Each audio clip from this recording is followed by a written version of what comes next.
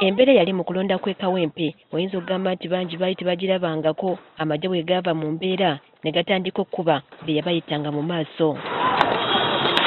Embeera eno yeeyolekerawo mu kwewandiisa kwa munnannufu Elias Luyimbazi Nalukola abajjaaki nga bakuba abantu naye ne bamutwaliramu nga kw'otadde ne bannamawulire.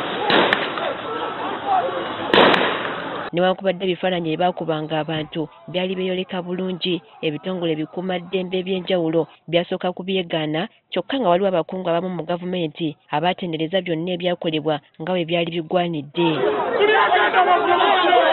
Kati olwaleero minisita w'ebyokwerinda Obos n'amyuka omuduumizi w'eggye lye UPDF Lieutenant General Sam Okding bw'abadde alabiseeko mu kakiiko ka Paalamenti ak'ebyokwerinda ababaka akakiiko kano basoose kumusaba annyonnyole eyabawa obuyinza okufuula bannayuganda akagoma ke bakuba buli we baagalidde. Command in Chief came out to say that was not instructed by any authority.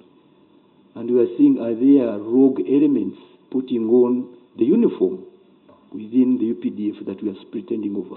Mu kwanukula minisita w'ebyokwerinda Obos ebyenneeyisa y'abajaasi abyesamudde n'ategeeza nti yeetabirangako mu magye wadde okuduumira omujaasi asembayo wansi. Because me, I don't put on uniform. I stopped in A level.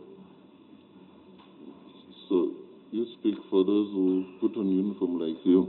Mu ngeri ya Gunsinza ali wa bitono amyuka omuduumizi wa UPDF Lieutenant General Sam Okding ategeezezza nti nabo abali ku ntikko ebikolwa byonna ebyakolebwa abasajja baabwe byabatiisa bw'atyo n'asaba bannayuganda ekisonyiwo. Allow me take this opportunity to officially apologize to this committee.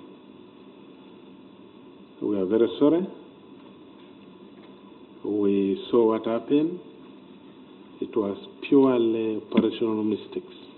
Operational mistakes. That is not our doctrine.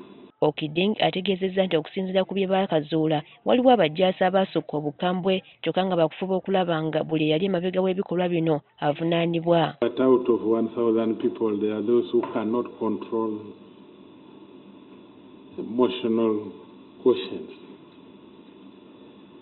When provoked, somebody overreacts. That occurred out of provocation, but it didn't warrant that degree of reaction. We saw it and we took action. People were arrested. A committee was constituted to investigate. As we speak, they are in jails and the investigations are going on.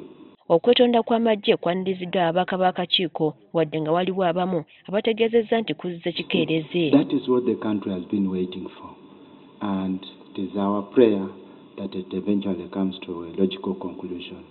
Let us keep the name of UPDF like it has been. Newankubadde bannamagye beetonze baabakosebwa n'ejjabuli eno bakyanyiga biwundu nga mwotwalidde ne bannamawulire. Priska Namulema agafeeyo ku Spark TV.